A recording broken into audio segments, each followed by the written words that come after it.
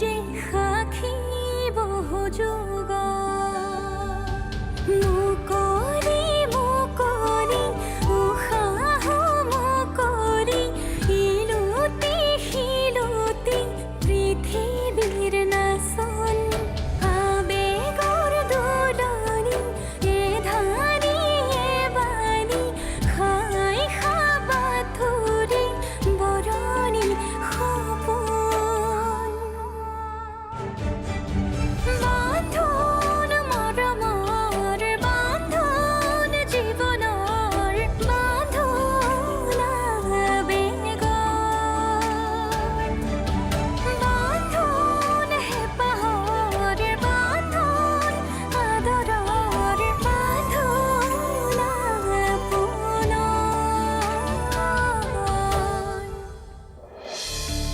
চিন্তাটোতো হ'বই। সংসাৰ কৰিছোঁ অথচ উপাৰ্জনৰ একো পথেই নাইচোন। হ'ব, মই পাপাৰ লগত কথা পাতিম বুলি কৈছোঁ নহয়, আৰু পাপায়ো কৈছে নহয় কিবা এটা ব্যৱস্থা কৰি দিম বুলি। তুমি ইমান চিন্তা কৰি থাকিব নালাগে। সেইভাৱে বহু চেষ্টা কৰি পাহৰিবলৈ বিচাৰিলোঁ। তেখেতৰ মুখখন দেখিলে আকৌ মনত পৰে। চাওক, মই আপোনাক চিনি পোৱা নাই। এনেকৈ অচিনাকিক ডিষ্টাৰ্ব কৰাটো ভাল কথা নহয়। নাটৰ হওক। তোৰ হৈছে কি? তই কিয় এনেকুৱা কৰি আছ? আপুনি কিয় বুজা নাই? মই আপোনাক চিনি পোৱা নাই। সময় কিন্তু বহুত কম আছে, সোনকালে কৰ, নহ'লে কিন্তু প্ৰজেক্ট বেলেগৰ হাতত গুচি যাব পাৰে। মই চেষ্টা কৰিছোঁ, তাই কিন্তু মান্তি হোৱা নাই।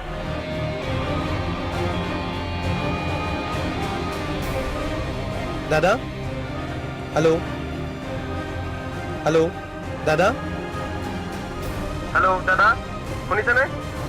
হা অঁ ভাইটি,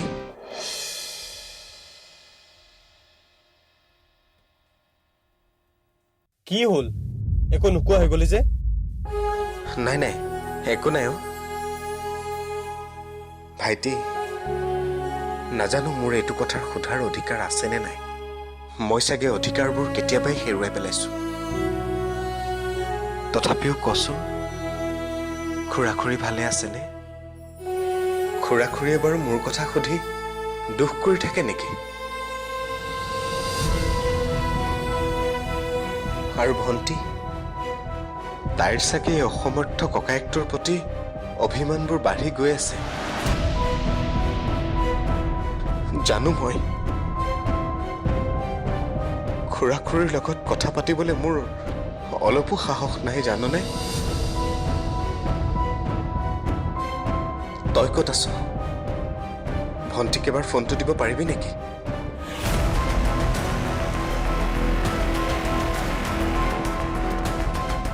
হেল্ল' ভাইটি, হেল্ল' হেল্ল'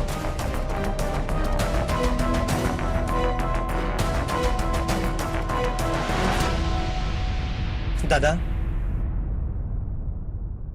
অসমৰ্থ ককায়েকৰ অসমৰ্থ ভায়েক মই। ক্ষমা কৰিবি, তোৰ লগত এতিয়া কথা পাতিব নোৱাৰিম।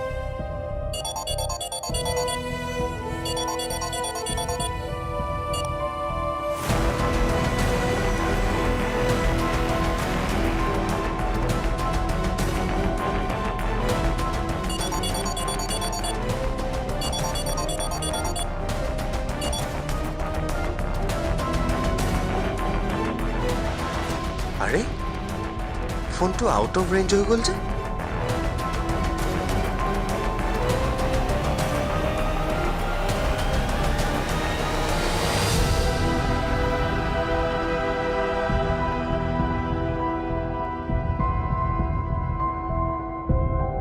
দাদা, তোক মই কেনেকৈ কওঁ ঘৰখনত চলি থকা ধুমুহাজাকৰ কথা। আমাৰ একমাত্ৰ ভনীজনী ক'ত আছে সেয়া আমি কোনেও নাজানো। খুৰা খুৰীৰ মুখৰ হাঁহিবোৰ তাই লৈ গ'ল। আমাৰ দুইটাৰে ফুলৰ শাস্তি তাই পালে। তোৰ দৰে ময়ো ঘৰখনে একো দায়িত্বই পালন কৰিব নোৱাৰিলোঁ। মোক ক্ষমা কৰি দিবি।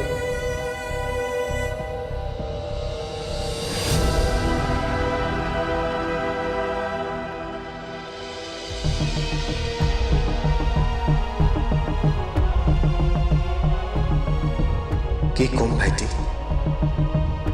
যিবোৰ ৰঙীন সপোন দুচকুত লৈ মই নিশিক বিয়া কৰাইছিলোঁ সেইবোৰ আজি মোৰ পৰা বহুত দূৰত। খুৰীৰ অকৃত্ৰিম মাতৃস্নেহ, খুৰাৰ অভিভাৱকত্বৰ পৰা দূৰত থাকি মই যেন আজি এই পৃথিৱীৰ আটাইতকৈ কঙাল মানুহটো এতিয়া উপলব্ধি কৰিছোঁ। সঁচা মৰম, আন্তৰিকতা এইবোৰ অনুভৱ নকৰা মানুহজনতকৈ হয়তো এইখন পৃথিৱীত আৰু কোনো দুৰ্ভগীয়া মানুহ নাই।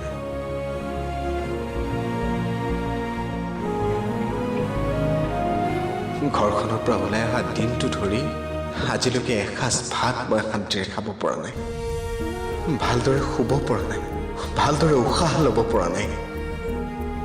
খুৰা খুৰীক দুখ দিছোঁ মই, পাব লাগে। মই হয়তো ইয়াতকৈ বেছিকৈ শাস্তি পাব লাগে। খুৰা খুৰীৰ ত্যাগৰ কথা মই কেনেকৈ পাহৰি যাব পাৰিলোঁ? খুৰাৰ লগত বাৰু মোৰ তেজৰ সম্পৰ্ক আছে, কিন্তু খুৰী গাভৰু কালতে নিজৰ সকলো সুখ, নিজৰ সকলো আশা জলাঞ্জলি দি তিনিটাকৈ ল'ৰা ছোৱালীৰ লোকৰ বুকুত সাৱটি লোৱাটো কম ডাঙৰ কথা নাই। অথচ নিশি তাইতো এগৰাকী নাৰী, কিন্তু কিয় ইমান প্ৰমেদ? নিশিয়ে চাগে খুৰীৰ স্থান সাতোটা জনমতো ল'ব নোৱাৰিব। লোকৰ দায়িত্ব কি ল'ব? নিজৰ ঘৰখনৰ দায়িত্বই ভালদৰে ল'ব নোৱাৰিলে নিশিয়ে। বান্ধোন অটুটকৈ ৰাখিব নোৱাৰিলে নিশিয়ে।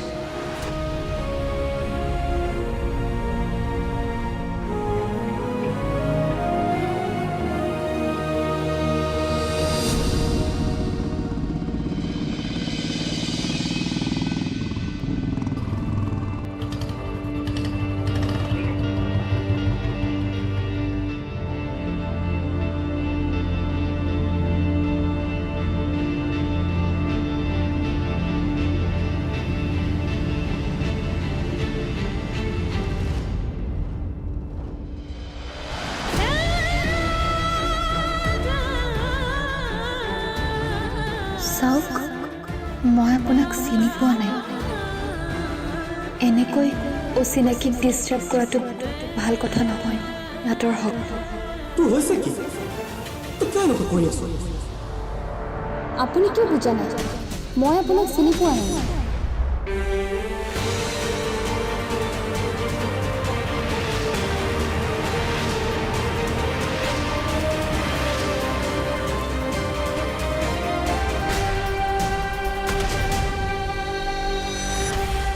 দেখিলেই বুজি পোৱা যায় তাই কিমান কষ্টত আছে। কি সুন্দৰ সতেজ হাঁহি এটা তাইৰ মুখত অনবৰতে লাগি আছিল, আৰু এতিয়া ইমান নিস্তেজ দেখিছো তাইক। নিশ্চয় তাই সুখী হ'ব পৰা নাই, কিন্তু মোক কিয় এবাৰো নামাতিলে তাই? উফ, তাইৰ অৱস্থা দেখি মই সহ্য কৰিব পৰা নাই। বহুত কষ্ট পাইছো।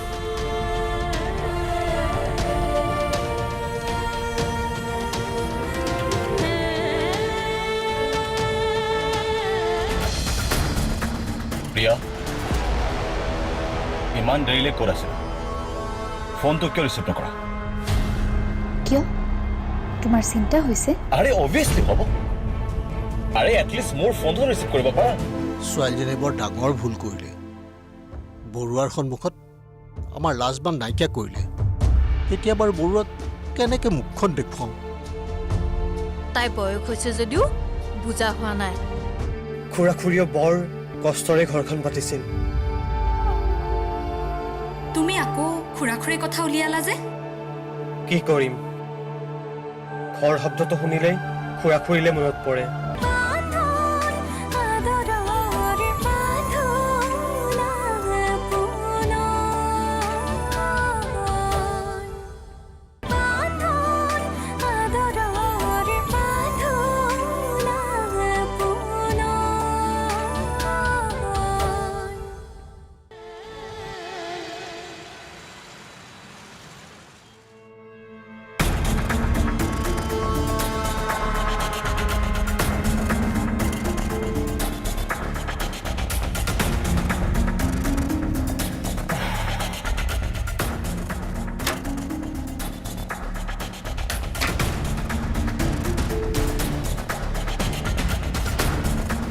প্ৰিয়া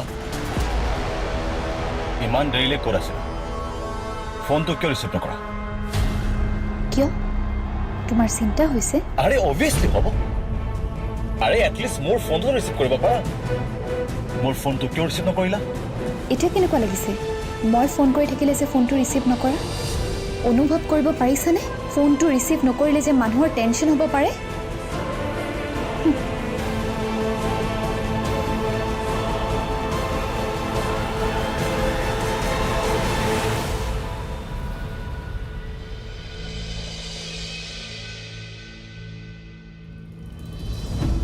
আনৰ ভুলটো আঙুলিয়াই দিয়াটো সহজ দেউতা কিন্তু যেতিয়া নিজেই এই পৰিস্থিতিত পৰা যায় তেতিয়াহে বুজি পোৱা যায় মই বহুত ভাবি চিন্তিয়ে এই সিদ্ধান্তটো লৈছোঁ আজিয়েই নহয় কেতিয়াবাই লৈছোঁ আৰু এতিয়া তোমাৰ বা আন কাৰোবাৰ কথা মোৰ সিদ্ধান্ত সলনি কৰিব নোৱাৰে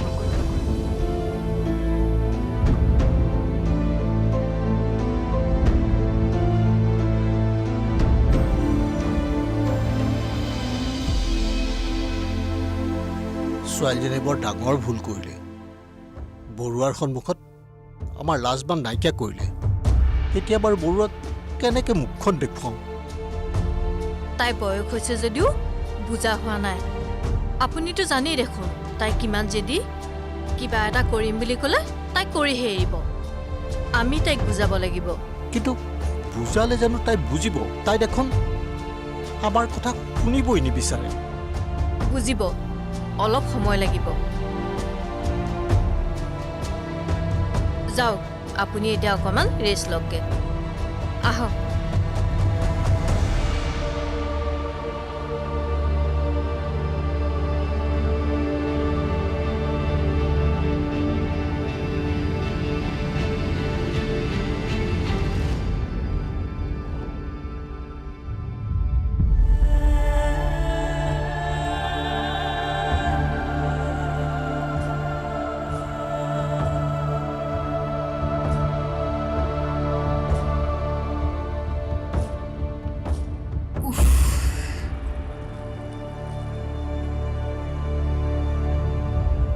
কিবাকৈ ঘৰটো চিজিল লাগিল সঁচাকৈ ঘৰ এখন পতাটো কিন্তু ইমান সহজ নহয় খুৰা খুৰীয়ে বৰ কষ্টৰে ঘৰখন পাতিছিল তুমি আকৌ খুৰা খুৰীৰ কথা উলিয়ালা যে কি কৰিম ঘৰ শব্দটো শুনিলেই খুৰা খুৰীলে মনত পৰে তুমি মোৰ লগত এনেকৈয়ে সুখী নহয়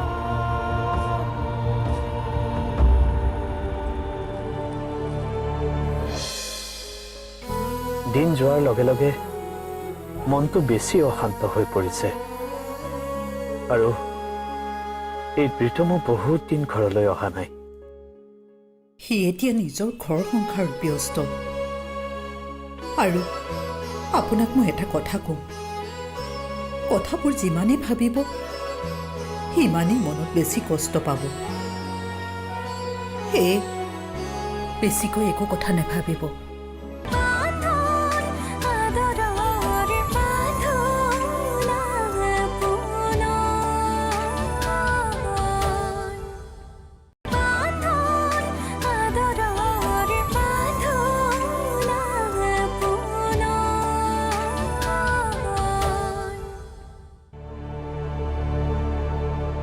সঁচা কথা ক'বলৈ গ'লে বহুদিন সুখ শব্দটো অনুভৱেই কৰা নাই পাহৰিয়েই গৈছোঁ সুখানুভূতি কি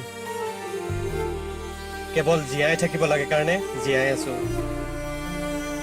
তুমি এনেকৈ কিয় কৈছা মানস মই কি তোমাক সুখত ৰাখিব পৰা নাই এবাৰ নিজক সুধি চোৱা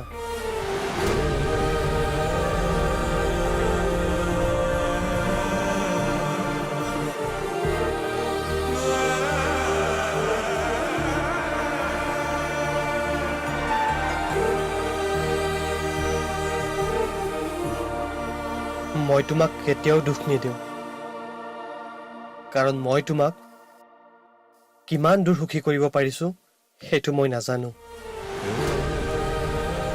আৰু নিজে দিব পাৰিলেহে আনৰ পৰা আশা কৰাটো মই উচিত বুলি ভাবোঁ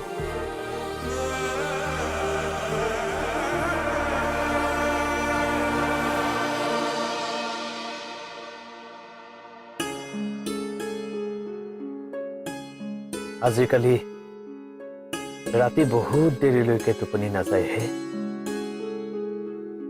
ঘৰখনত বিৰাজ কৰা শূন্যতাই খুলি খুলি খায়। সময় আৰু পৰিস্থিতি সদায় একে নাথাকে। মানুহে সলনি হোৱা সময় আৰু পৰিস্থিতিক মানি লোৱাটো উচিত।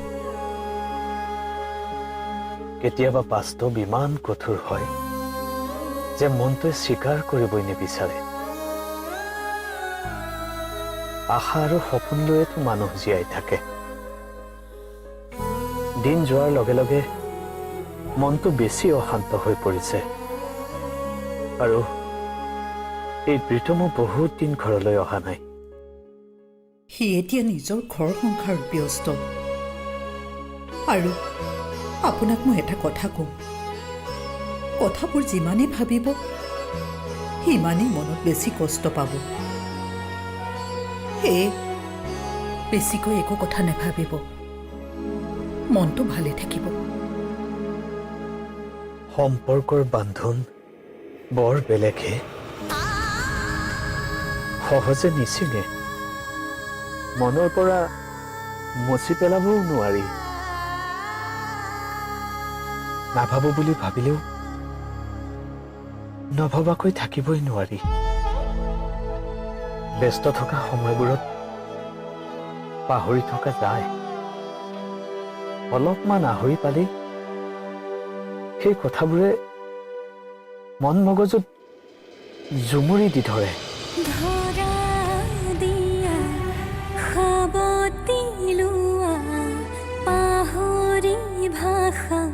দুখৰে গোপনে গোপনে মনতাৰ কোলাহল ভাঙি নিজান সুৰি বাগৰে নীৰৱে নীৰৱে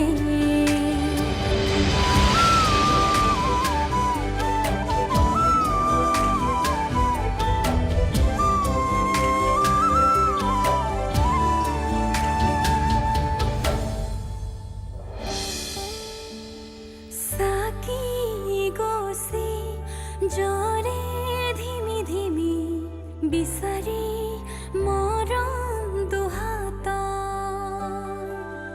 মচি মচি সেমেকাও চপনি তিয়াগো যে সাক্ষী বহু